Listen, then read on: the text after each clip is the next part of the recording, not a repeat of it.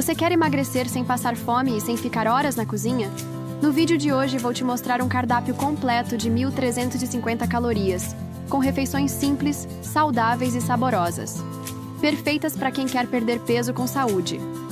Você vai ver exatamente o que comer no café da manhã, almoço, lanche da tarde e jantar para manter o foco na dieta sem complicação. E o melhor, essas sugestões são baseadas em alimentos acessíveis e nutritivos. E se você quer ainda mais ideias como essas, conheça o meu e-book, o link está aqui na descrição.